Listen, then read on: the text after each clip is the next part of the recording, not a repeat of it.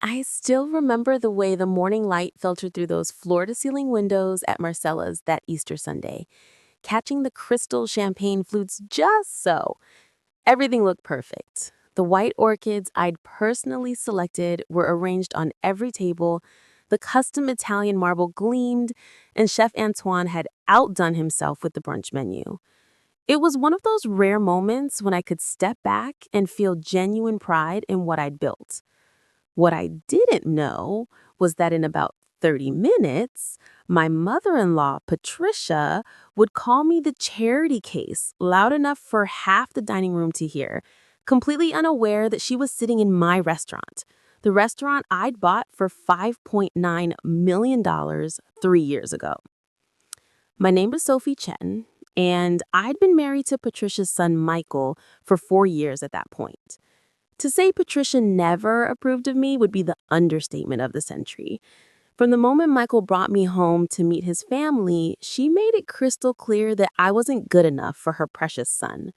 See, Patricia came from old money, the kind of New England wealth that gets passed down through generations, along with the family silver and an overdeveloped sense of superiority.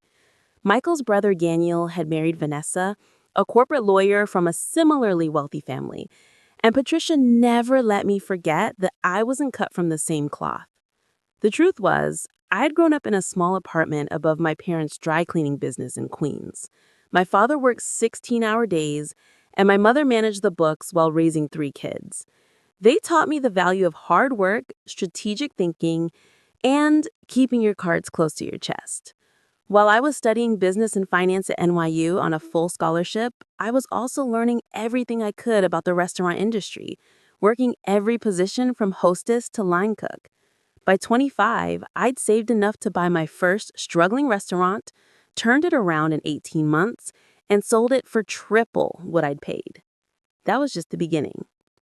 But Patricia didn't know any of that.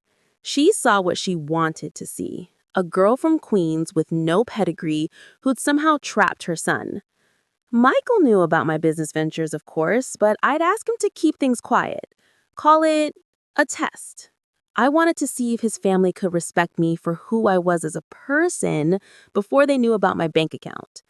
4 years in, I had my answer. They couldn't. That Easter morning, I'd arrived at Marcella's early, as I always did.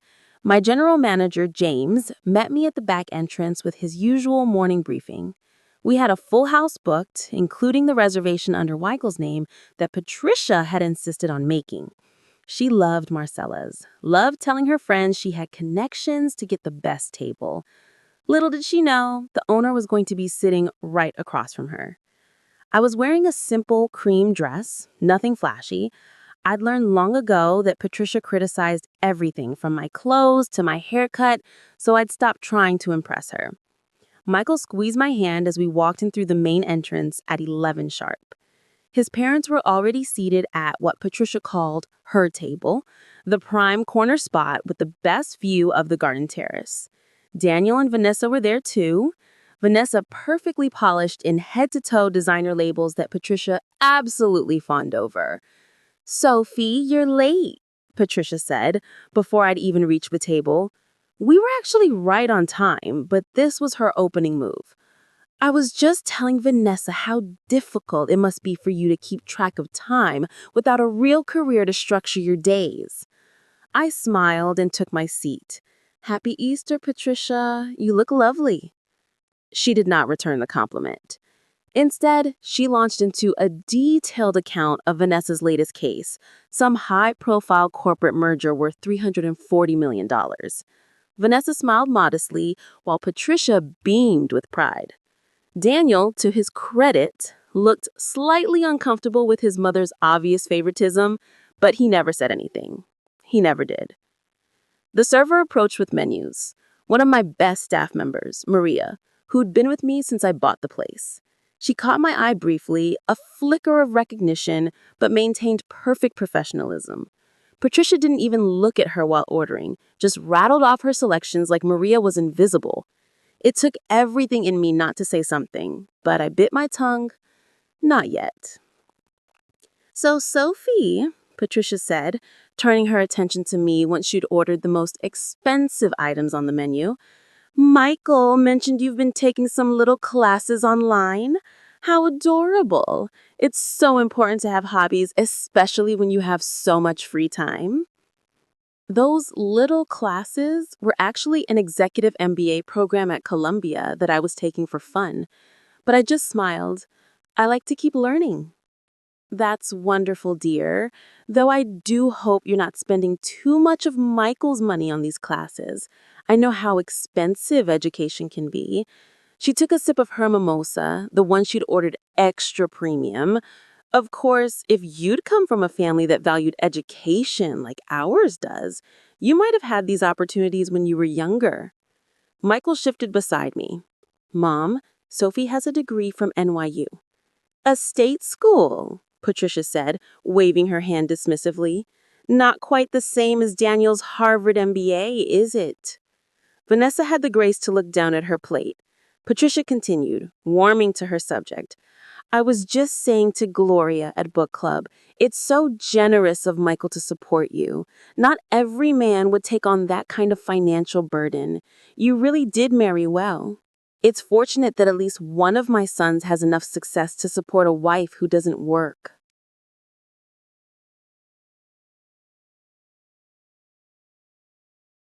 The table went quiet. Daniel cleared his throat. Michael's jaw was tight and I could feel him about to defend me, but I touched his knee under the table. Let her talk, I thought. Let her keep going. In fact, Patricia continued, completely oblivious to the tension, I think it's admirable how you've adjusted to this lifestyle. I know it must be overwhelming coming from such humble beginnings. Why, just last week I was explaining to the ladies at the club that you grew up above a laundromat. Or was it a dry cleaner? One of those service businesses. Dry cleaner, I said quietly. My parents owned it for 32 years before they retired. Yes, well, service work is certainly honest work, Patricia said with a condescending smile. Nothing to be ashamed of. We can't all come from established families. Someone has to do those jobs. My phone buzzed in my purse. I glanced at it under the table. It was from James, my manager. Mrs. Ashworth asking about the orchid supplier for her daughter's wedding, offering $15,000 for exclusivity. Approve? I typed back a quick yes and slipped my phone away. Patricia noticed, of course. Is everything all right, dear? Not an emergency with your parents, I hope? I know at their age, health concerns can be so worrying. They're fine, thank you. Just turned 65 and 67. They're on a Mediterranean cruise right now, actually. Patricia's eyebrows rose. How generous of Michael to send them. He really is so thoughtful.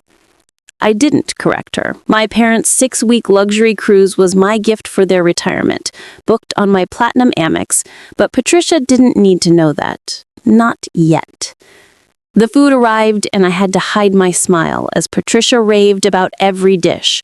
The truffled scrambled eggs, the lobster benedict, the brioche French toast with fresh berries. Everything was perfect because I'd worked with Chef Antoine personally on every item on that menu. I knew the cost of every ingredient, the profit margin on every plate. I watched Patricia savor every bite while insulting me between forkfuls. Vanessa, you simply must tell Sophie about your spring wardrobe. I was with her at Bergdorf's last week, and the outfits she selected were exquisite. Sophie, you might take notes. I know designer pieces aren't in your budget, but there are some wonderful discount stores where you could find similar styles. I was wearing Brunello Cucinelli, not that Patricia would recognize it. I preferred subtle luxury over obvious logos. I'll keep that in mind. You know what I think, Sophie? She leaned forward, her voice ticking on that fake confidential tone that meant something particularly cutting was coming. You should talk to Vanessa about opportunities at her firm, perhaps an administrative position, receptionist, maybe. It would be so good for you to have your own income. Take some pressure off Michael. I worry about him working so hard to maintain this lifestyle for both of you. Michael was a successful architect, but he wasn't carrying me financially. In fact, it was the opposite. The penthouse we lived in? I'd bought it for $3.2 million, though the deed was in both our names. His Tesla? A birthday gift from me. But Patricia had never asked about our financial arrangement. She'd just assumed. "That's kind of you to think of me," I said. "Well, someone has to. I'm not trying to be cruel, dear, but a woman needs her own identity. You can't just be Michael's wife forever. What happens if, God forbid, something happens to him? You'd be left with nothing. No career, no prospects. It's honestly quite concerning." She dabbed her lips with her napkin. "I'm only saying this because I care." Vanessa excused herself to the restroom, and Daniel followed soon after. For a moment, it was just me, Michael, and Patricia at the table. Michael was gripping his fork like he wanted to stab something. "Mom, that's enough," he said quietly. "Oh, don't be so sensitive. I'm trying to help. Sophie knows I'm only thinking of her future." Patricia looked around the restaurant, her eyes sweeping across the elegant space. This is exactly the kind of place where someone with ambition would want to work, actually. Imagine, Sophie, if you could get a hostess position here. This restaurant is incredibly exclusive. The owner must be doing extraordinarily well. I've heard this place is worth millions. 5.9 million, actually, I said. Patricia blinked. "What?" "That's what the owner paid for it 3 years ago." I took a sip of my mimosa, watching her face. "How would you possibly know that?" "Because I bought it." The silence that fell over our table was deafening. Michael, who'd been waiting for this moment as long as I had, sat back with a slight smile. Patricia's face went through several expressions at once: confusion, disbelief, condescension preparing to form a laugh. "I'm sorry, what did you say?" "I own Marcella's, Patricia. I have for 3 years. Before that, I owned 2 other restaurants in Manhattan, both of which I sold for significant profits. I currently own 4 restaurants across the city, a catering company, and I just closed on a property in Brooklyn that will become my 5th location next spring. My personal net worth is somewhere around $18.3 million, though it fluctuates with the market." Patricia's mouth opened, but no sound came out. I reached into my purse and pulled out my phone, opening up the business account that showed my restaurant holdings. I slid it across the table to her. "The orchids you complimented when you walked in? I selected those. The truffle scrambled eggs you said were the best you've ever had? I worked with Chef Antoine on that recipe for 3 months. The mimosa you're drinking, I personally chose that champagne from a vineyard in France that I visited last fall. Everything you see here, everything you've been enjoying, it's mine." Patricia stared at the phone, her face going pale. Daniel and Vanessa had returned to the table and were standing frozen, trying to understand what they had walked into. "That's not possible," she whispered. "You don't have that kind of money. You're from Queens. Your parents owned a dry cleaner." "My parents taught me everything about running a business. They taught me about profit margins and cash flow and customer service. I took those lessons and applied them to an industry I loved. I bought my first failing restaurant when I was 25, with some money I'd saved and a small business loan. I turned it around and sold it 18 months later for triple what I paid. I used that profit to buy the next one, then the next. By the time I met Michael, I was already successful. By the time we got married, I was wealthy." "Michael?" Patricia turned to her son, her voice desperate. "You never told me. Why didn't you tell me?" "Because Sophie asked me not to," Michael said calmly. "She wanted you to get to know her as a person, not as a bank account. She wanted to see if you could respect her for who she was, not what she had. And I think we all know how that turned out." Other diners were starting to notice our cable. Maria hovered nearby, concerned. I gave her a subtle nod that everything was fine. "But you never said anything," Patricia insisted, looking at me now. "You let me think. All this time, you let me believe that I was poor, that I was beneath you, that I was some kind of gold digger who trapped your son." I kept my voice level.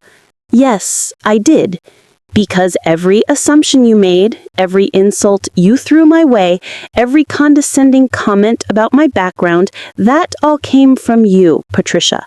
I never lied to you. I just didn't correct your prejudices.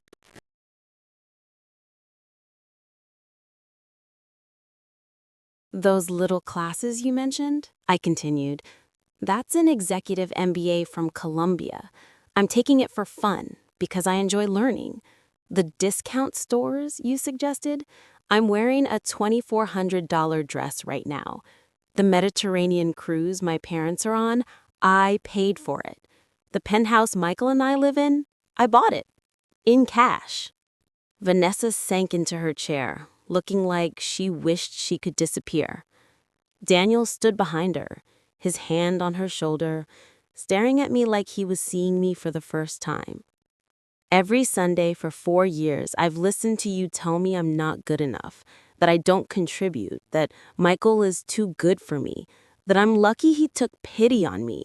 And every Sunday, I've sat in restaurants I own, wearing clothes I paid for, knowing I could buy and sell this entire lifestyle you're so proud of. I felt Michael take my hand under the table, his grip supportive and strong.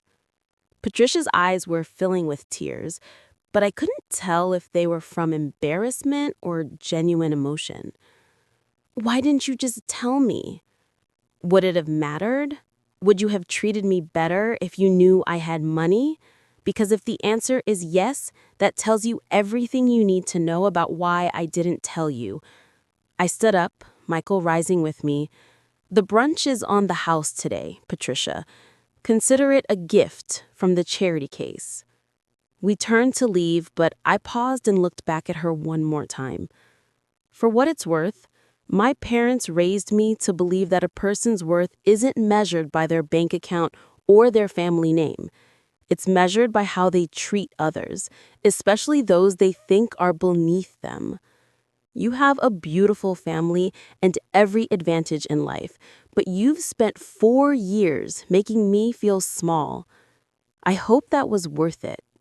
The walk out of that restaurant felt like the longest and shortest of my life. My hands were shaking, adrenaline flooding through me. Michael pulled me into his arms the moment we got outside. I am so proud of you, he whispered into my hair. You have no idea how long I've wanted you to do that. Was I too harsh? She called you a charity case in your own restaurant. You were perfect. My phone started buzzing almost immediately. First Daniel, then Vanessa, both with lengthy texts that I'd read later. But there was also one from my mother.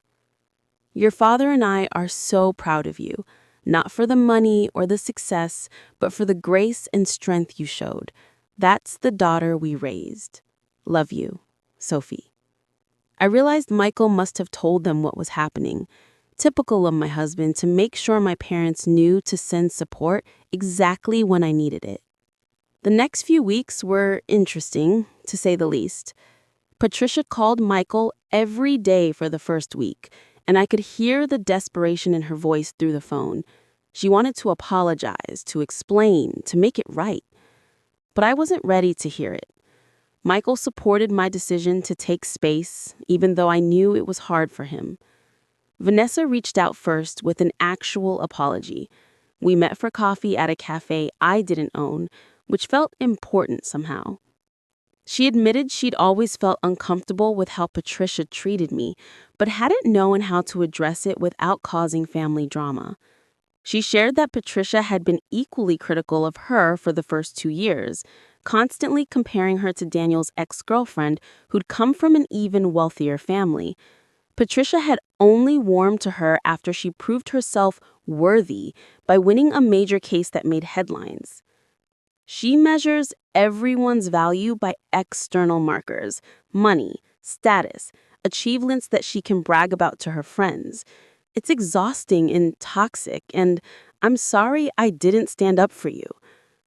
I appreciated her honesty, and over time, Vanessa and I actually became friends. Real friends, not just family members forced together at holidays. Daniel called and apologized too. acknowledging that he'd been a coward for never defending me. He shared that he'd been on the receiving end of Patricia's judgment his entire life, always being compared to Michael, always being pushed to achieve more. He recognized the pattern and hated that he'd enabled it to continue with me. But Patricia herself, that took longer. 6 weeks after Easter, she finally showed up at Marcella's on a Tuesday afternoon when she knew I'd be there doing my usual walkthrough. Maria tried to turn her away, but I saw her through the window and nodded that it was okay. She looked smaller somehow, less formidable in her Chanel suit and pearls. We sat at a table in the empty dining room, afternoon light streaming through those same windows. "I don't know how to do this," she admitted, her hands clasped tightly in her lap. "I don't know how to apologize for 4 years of cruelty." "Then maybe just start with why. Why did you hate me so much?" She was quiet for a long moment, staring at her hands. "Because you reminded me of who I was before I married Michael's father. I grew up poor, Sophie. Not middle class, not working class. Poor. My father was a factory worker who drank, and my mother cleaned houses. I was so desperate to escape that life that when I met Richard, I became someone entirely different. I erased where I came from. And when Michael brought you home, introducing you with such pride, talking about your parents and their dry cleaning business with such respect, it was like looking in a mirror I'd spent 40 years avoiding. I hadn't expected that. In 4 years, I'd never heard anything about Patricia's background. She'd always presented herself as old money, born into privilege. "I saw you, and I saw everything I'd tried to hide," she continued, tears now flowing freely. "And instead of recognizing that as my own issue, my own shame, I projected it onto you. I tried to make you feel as small as I'd felt, as if proving you didn't belong would somehow validate all the years I spent pretending I did." She looked up at me finally. "There's no excuse for that. None. You didn't deserve any of it." We talked for 2 hours that afternoon. She told me about her childhood, her struggles, the shame she'd carried for decades. I told her about growing up above the dry cleaner, about my parents' work ethic, about building my business. We found common ground in unexpected places. I didn't forgive her immediately. Forgiveness, I'd learned, wasn't something you granted in a single conversation. It was a process, something you worked toward. But I did agree to try, to see if we could build something new from the rubble of those 4 years. Michael was skeptical when I told him, worried she hurt me again. But I reminded him that I was no longer the woman who sat silently through Sunday brunches, absorbing insults with a smile. I knew my worth now, knew I didn't need anyone's validation. And from that position of strength, I could choose to offer grace. Family dinners became easier after that. Patricia never fully shed her controlling tendencies or her obsession with status, but she made an effort. She asked about my restaurants, actually listened when I talked about my work. She even started bringing her friends to Marcella's and proudly telling them that her daughter-in-law was the owner. It was performative at first, another status symbol she could claim, but over time it became genuine. The real change came 8 months later when I opened my 5th location in Brooklyn. Patricia showed up to the opening night, and I watched her spend an hour talking to my parents about the restaurant business, asking my father about cash flow management, and my mother about vendor relationships. Later, she told me that conversation had meant more to her than I could know, that it was the first time in decades she'd felt like she could be honest about where she came from. These days, our relationship is complicated but real. She's not perfect, and neither am I. We don't have the close bond some daughters-in-law have with their husbands' mothers, but we have respect, honesty, and slowly growing trust. Michael jokes that I did what no one else could. I turned his mother into a real person instead of a walking status symbol. As for me, I'm still running my restaurants, still building my empire. I recently acquired a sixth property in Manhattan, a historic building that I'm converting into a fine dining establishment. Chef Antoine is overseeing the menu development, and we're planning to open next fall. My business is thriving, my marriage is stronger than ever, and my relationship with my in laws is finally based on truth rather than assumptions. But more than any of that, I've learned something crucial about self worth. For 4 years, I let Patricia's opinions affect me, let her judgments seep under my skin, even though I knew they weren't true. I told myself I was taking the high road by staying quiet, but really, I was just afraid. Afraid of conflict, afraid of being seen as boastful, afraid of disrupting the family peace. That Easter Sunday, when I finally spoke my truth, something shifted inside me. I realized that humility doesn't mean making yourself small to make others comfortable. Real confidence isn't about proving anything to anyone. It's about knowing who you are and refusing to accept treatment that doesn't reflect that truth. Now, when I walk into Marcella's, I walk in as the owner in every sense of the word. I don't downplay my success or hide my accomplishments. I'm proud of what I've built, proud of where I came from, and proud of the journey that brought me here. And if someone wants to call me a charity case, well, they're welcome to try. Just make sure they're not sitting in one of my restaurants when they do.